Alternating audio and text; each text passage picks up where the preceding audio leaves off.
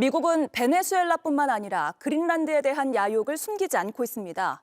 JTBC가 직접 백악관의 답변 서한을 받았는데 그린란드에 미국의 군사력을 동원할 수도 있다는 입장을 공식 확인했습니다. 동맹이라도 미국의 이익을 위해선 무력 압박을 가할 수 있다는 겁니다. 워싱턴 정강현 특파원이 취재했습니다. 백악관이 JTBC에 보내온 공식 답변입니다. 캐롤라인 레빗 대변인은 그린란드 영토 확보에 대한 입장을 묻는 JTBC 질의에 미국의 국가안보 우선 과제라고 했습니다. 그러면서 이를 위해 미군을 활용하는 것도 통수권자인 트럼프 대통령의 선택지 중 하나라고 밝혔습니다. 백악관이 외교적 협상이나 경제적 압박을 넘어 그린란드 확보를 위해 실제 군사력 사용 가능성을 공식 확인한 건 처음입니다. 실제로 같은 날 트럼프 대통령은 미국의 군사력이 협상용이 아닌 행동 수단임을 강조했습니다. The United States proved once again that we have the most powerful, most lethal, most sophisticated, and most fearsome. It's a fearsome military on planet Earth. 트럼프 대통령은 앞서 그린란드가 베네수엘라를 이은 다음 타깃이 될 수 있음을 시사한 바 있습니다. We need Greenland from a national security situation. 백악관이 군사 옵션까지 공식 확인한 가운데 프랑스, 독일 등 유럽 7개국은 그린란드의 결정권은 오직 주민과 덴마크에 있다며 반발하고 나섰습니다. 하지만 트럼프 대통령은 압도적 군사력을 거듭 과시하며 추가 행동 가능성을 열어뒀습니다. Nobody can take us. Nobody could have done that. 백악관이 그린란드에 대한 군사 옵션을 공식화하면서 우방국조차 미국의 이익 앞에선 군사 압박의 대상이라는 트럼프식 힘의 논리가 냉혹한 외교 현실로 다가오고 있습니다. 워싱턴에서 JTBC 정강현입니다. 서방구 질서를 다시 세우겠다는 건 트럼프 2기 정부의 최대 목표입니다. 마가 진영에선 그린란드에 성조기를 입힌 사진까지 내걸며 공공연히 그린란드의 소유권을 주장하고 있습니다. The real question is, by what right does Denmark assert control over Greenland? For the United States to secure the Arctic region, to protect and defend NATO and NATO interests, obviously Greenland should be part of the United States. 그린란드는 미국의 미사일 방어를 위한 전략적 요충지일 뿐 아니라 희토류 등 풍부한 자원과 북극 항로의 핵심이기 때문입니다. 3,600만 톤이 넘는 걸로 추정되는 그린란드의 희토류는 중국의 독점을 대체할 수 있는 걸로 평가됩니다. 여기에 북극해와 대서양을 잇는 북극 항로 역시 그린란드를 축으로 열리고 있습니다. 미국 싱크탱크는 그린란드의 전략적 가치를 4천조 원이 넘는 걸로 보고 있습니다. 오는 11월 중간선거를 앞두고 대외 성과가 절실한 트럼프 입장에선 놓칠 수 없는 기회인 겁니다. You got to win the midterms, because if we don't win the midterms, it's just going to be. I mean, they'll find a reason to impeach me. I'll get impeached. 다만 주권국이자 우방의 영토를 무력으로 편입한다는 시도는 무리라는 반응이 나옵니다.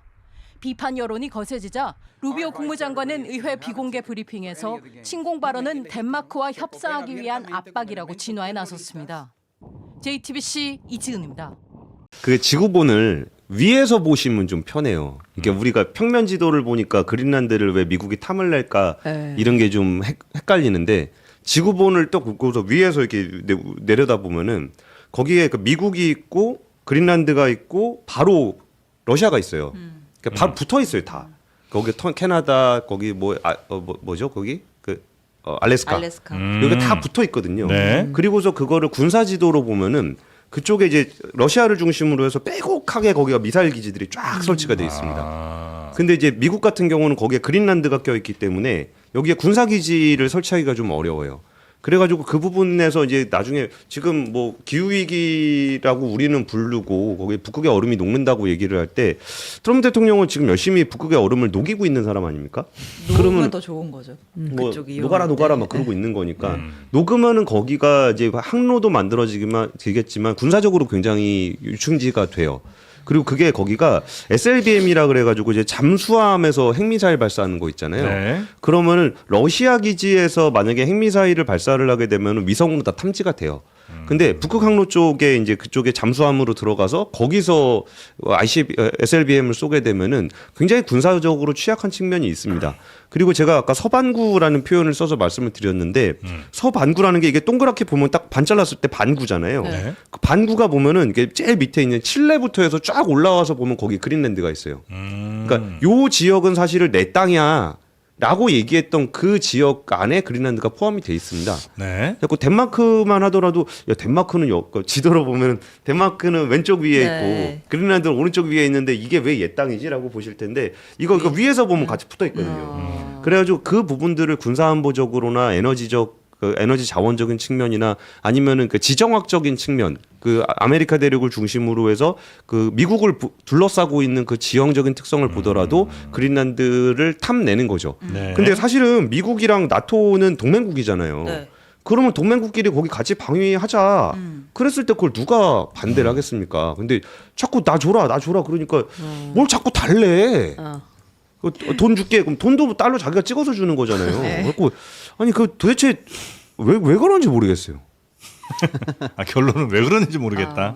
네. 제일 황당한 건 덴마크죠. 그래서 덴마크는 지금 우리로 치면 뭐 안보백서, 국방백서 같은 거를 내는데 2025년에 첩보 전망 보고서를 냈는데요. 네. 여기에 그냥 대놓고 써 있습니다. 미국을 잠재적 안보 위협국. 덴마크 이렇게 딱 천명하고 미국이 자국의 의지를 관철하기 위해서 경제적 힘뿐만 아니라 군사력 사용을 배제하지 않고 있다라고 해서 미국이 이제 덴마크 입장에서는 잠재적인 안보 위협 국가가 됐어요. 덴마크도 지금 뭐 발등에 불 떨어진 상황이다. 그렇죠. 이렇게 그 덴마크가 막 데뷔한다고 하니까 트럼프가 뭐 개썰매한테 추가하려냐 이랬잖아요. 진짜요? 기자들 만나가지고 개썰매 테마주를 한번.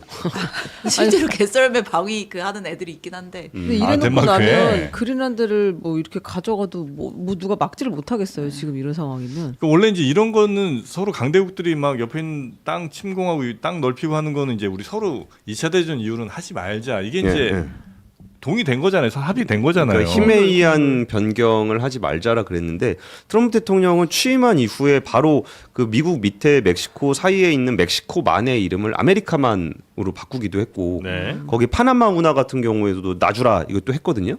그러니까 지금까지 했던 행동들을 보면은 미국의 굉장히 지정적으로 좀 크리티컬한 포인트가 있는 부분들 또 과거 역사를 또 이렇게 쫙 거슬러 올라가 보면은 예전에 미국이 한 번씩 또 손댔던 지역들이기도 해요. 그래서 역사적 정통성에서도 얘기를 하려 그러는데 근데 역사적 정통성 얘기하다 보면은 뭐 할아버지까지 가면은 어딘들 뭐 안 통하는 데가 어디 있겠습니까? 근데 그 부분들이 이제 미국의 행보가 이게 트럼프 대통령이 아무래도 올해 중간 선거를 앞두고 내부 결집을 위해서 더 거세질 가능성이 있거든요. 네. 그래서 저는 오히려 지금 미국이 저런 행동들을 봤을 때 뭐 베네수엘라에 대한 유가를 걱정하는 것보다는 오히려 그러니까 미국이 싫어, 미국한테 삥 뜯길 수 없어라는 사람들을 중심으로 해서 뭔가 이렇게 자기들끼리 뭔가를 만들어 가려고 사부작 하고 있거든요.